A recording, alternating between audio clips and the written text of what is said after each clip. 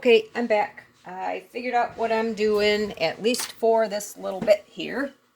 What I did was, I did attach that photo to the flip out here, because remember this is, on this side you only get 3 pages. So later, let me make sure I have you. I always get off camera. I can add pockets or flippers or whatever I want here. But since I don't know what I'm putting here yet, this is as far as this page is going. On this side, I found some, I don't know. I have some like overhead shots. That one's kind of morbid to me. It's Japan after they dropped the bomb, and I don't want that in here. So maybe, I don't know, maybe I'll find a land picture of, I don't know, tanks or submarines. I don't know, something like that. But I don't want to put that in here. That's not, it was such a horrible part of the war that I don't mind talking about it, but I don't think I want a major focus of my book about that. So anyway, I may change my mind later, but I really don't think so. I did add this here. So, and I think I'm going to probably add a flip or a pocket or something later, but I like the idea of being able to document what I have in here. So, I'm going to make little file folder labels for all these pages anyway, so I'm going to leave that blank for now. I have a 1964 World Atlas, and I went and I took this picture of Japan out of here because this section has the where they dropped the bomb and where Hitler or the German army surrendered. I think Hitler was dead by then, but the German army surrendered. So I thought that would be perfect to go with that section. I'm not 100% sure though what I'm going to do with it, so I just paper clipped it here. I can always change my mind depending on what ephemera that I find. And while I'm at it, silly me, we have a fantastic historical museum up here in Michigan in the Thumb, and I'm going to go talk to them and see if maybe they have some booklets or I can get copies of old papers or whatever. But onto this section. I'm going to make a series of 3 pockets here, and they're going to have a long oval like reinforcer here with the 3 pockets. And once again, I saw this both at Al John and Nik the Booksmith. You'll find their videos linked in several of my videos. And if I remember, I will put them down below in the description box of this also. So what I did was, the page was just this paper. I love this paper here. So I want to put it, with the little holes on here. And it's just a tad bit too narrow for this page. I could see all this tape here and I didn't like it. So I'm going to back it with this page here. Anyway, and that way, it covers up the tape and I don't see the tape. So that's what that one's for, is to back this page up. In the meantime, I needed paper for the reinforcer holes, and I didn't have any craft card stock, so I went to my handy dandy pile of envelopes and I found this. I kind of like the color. I might smudge it a little bit darker, but I want to use this section here because I like these, the kind of worn, dirty look on it. So I'm going to take a big chunk of this out of here just to make it easier. I did lay out the lines that I want to cut ahead of time because, that's going to depend on whatever size you're making. And so I just made it according to what I want in my book. So let me get this paper here. The rest goes back in my favorite little stash over there. And it's going to give me that whole reinforcer look. Well, I switch back and forth between metric and standard because I don't like to get into the eighths, the 1/8 inch, the 1/16, 3/16, that kind of stuff. Confuses me. So really I want this 4.5 inches, but then I needed like it was less than 3/4 of an inch, but more than a half of an inch, and I didn't want to deal with it, so I went to centimeters. Anyway, I'm going to make it 2 centimeters tall and 11.5 centimeters wide. So I'm going to start by just cutting finding where I get the best width on here, where I can get as many of those really cool dots and stuff on it. And I'm just going to draw me a little line so I kind of know where I'm starting here, because I'm going to need 3 of these. And then I need it, what did I say, 2 centimeters. So I need 2, 4, 6 centimeters this way. And that's going to be the easiest measurement, I guess. Okay, so I need to go to here. Get it relatively square. I don't know how far I went this way. Did I go off the thing? What did I say? 11.5, right? Yepers. Oh, I didn't measure that side yet. I just measured. Okay, so I need 11.5 here. 11.5 here.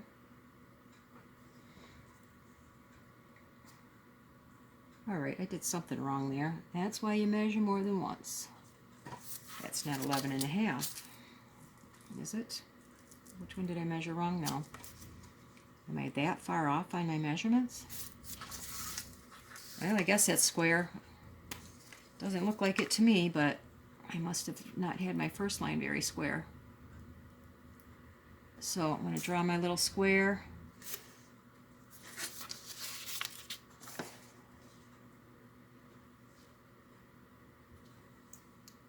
Okay, to speed this up a little bit, I'm going to cut this out. I'm going to cut it into 3 pieces, and then I'll show you the next step.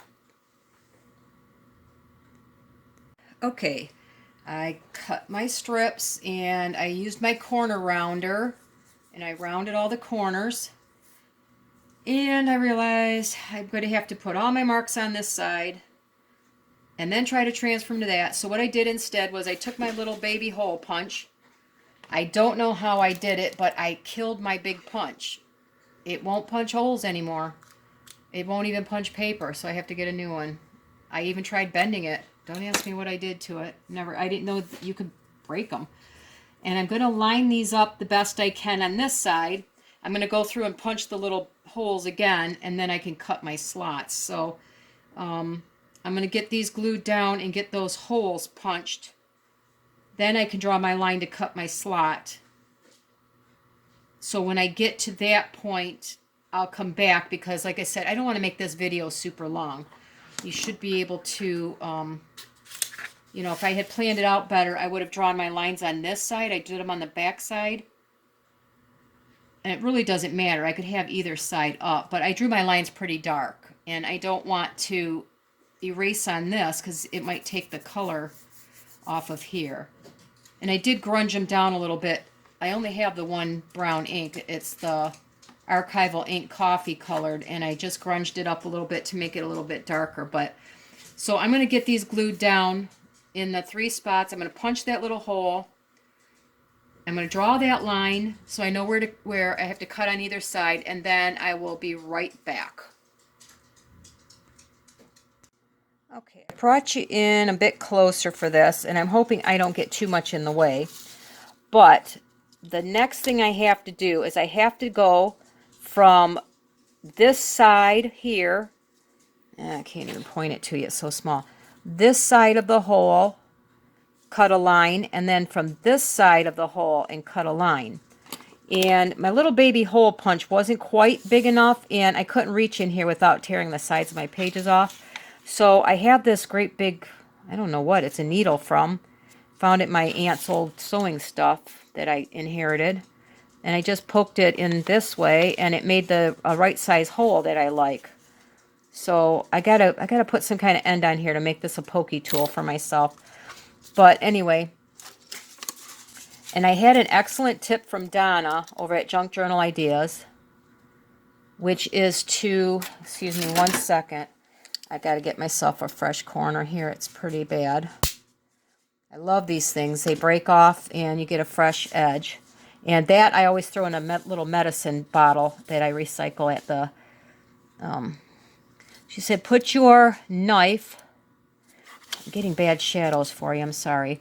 Put your knife where you want your blade to be started. So you could put your ruler against it. You don't have to worry about that end. And then the opposite side where you want it to stop. Hold it down. Let's see how it works. Except I can't see very well where I need to stop because it's such a tiny hole. Okay. I'd rather clean it out than to go over. I'm trying to give you a shot and I'm putting myself in some pretty big shadows. So I'm going to start. I can't do it that way for right now because I got too big of a shadow. It works really good if you don't have a huge shadow that you're working with. Then I can very carefully cut between those holes. And it gives me a nice clean little slot. I have to clean this end up just a hair, but I'll do that in a minute. And now when you go to put something in there, you've got this reinforced slot here. So let me show you on one more, and then I will show you how I'm going to, because what I'm going to do is I'm going to put something to keep this stuff from falling all the way to the bottom. And that's another little trick I figured out. I did see that also. I thought about it, and then I happened to see Nik the Booksmith do it, and I thought, well, I must be onto something. Once again, I thought I reinvented the wheel, but I didn't. Somebody else had already done it. And except I did it with a piece of paper, and she used envelopes. So I just lined up on the outside of the hole,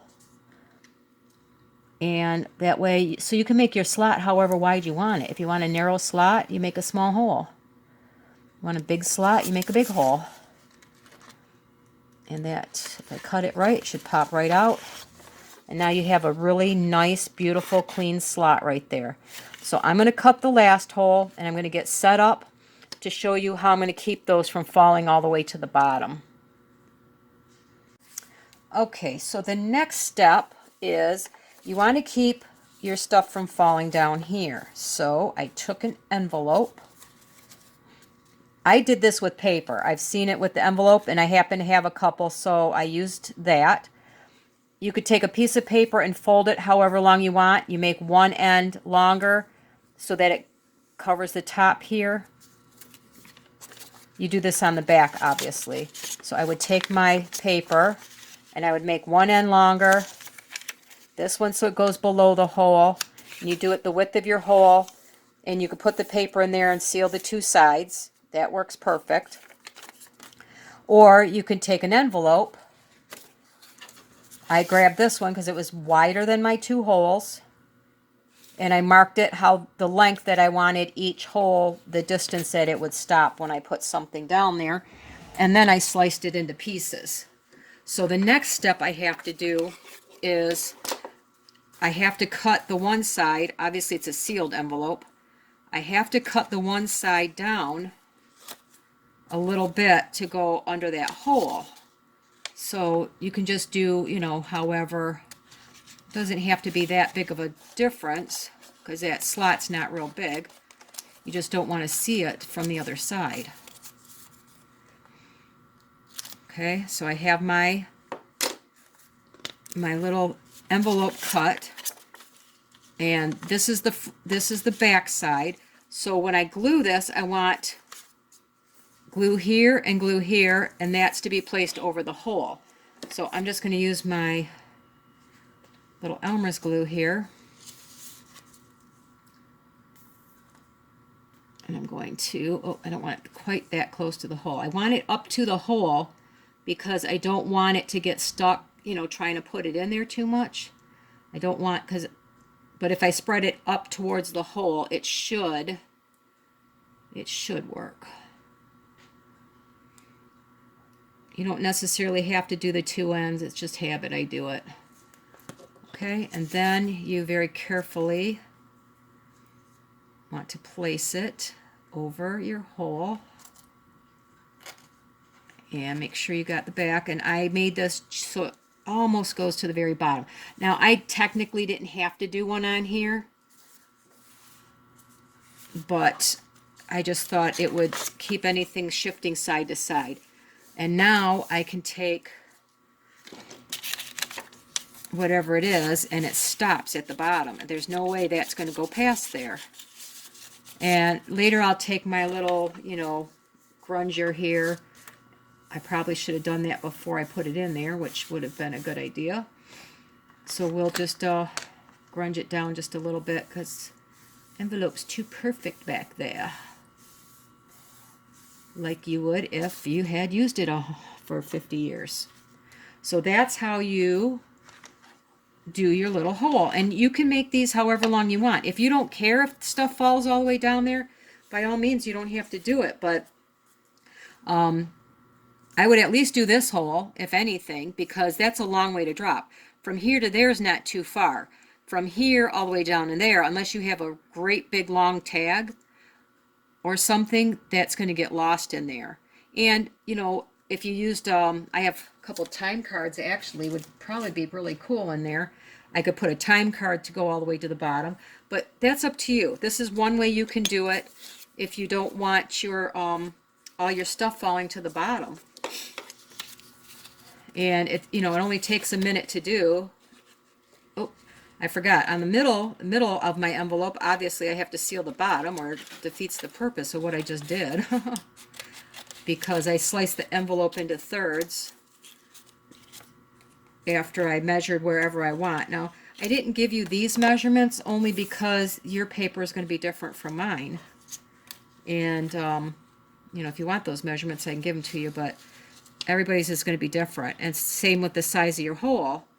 Although mine is approximately 4.5, the hole reinforcer itself is about 4.5 inches wide, and then I think I have a 4-inch opening across here. So anyway, that's how you do that section. Easy peasy, really easy peasy.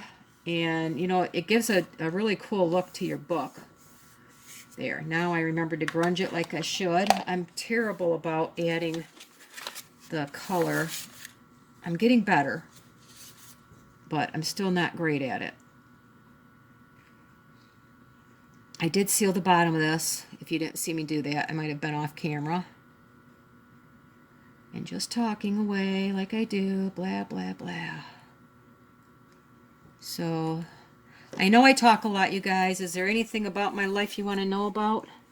I talk about my dogs, my birds, my whatever. Is there anything special you want to know about me?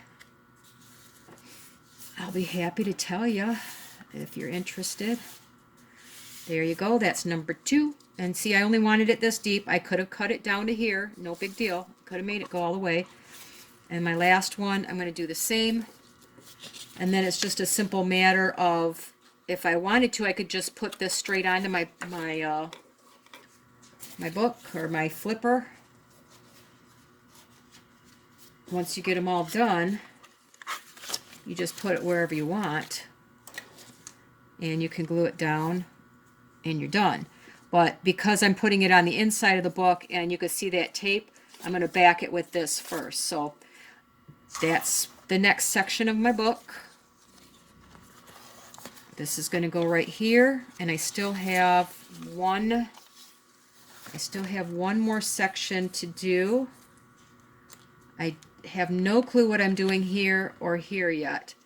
And because those will be easy to decorate later, I may leave those until some kind of thought process comes in my head and move on to the next section, because that's going to take a lot of thought as well.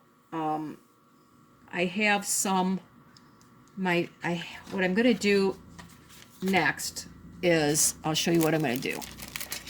I'm going to take these, and these are just from stickers, and they're not archival quality. Well, I rummaged through my old scrapbooking stuff, and I had some archival quality page protectors. So I'm going to make some pockets for these, and once I get those done, I'll be able to figure out what I'm doing in the next section. So I'll give you a glimpse of what I did once I figure out what I'm going to do, and most likely I'm going to sew them on the sewing machine because I want to be able to see both sides. So that's going to determine what I do on the next section, is how I'm going to see these things. So I hope you stick with me. If you have any questions, please let me know. Be happy to answer any. And otherwise, I hope you enjoyed this section of my junk journal. Thank you for spending your time with me. I appreciate you.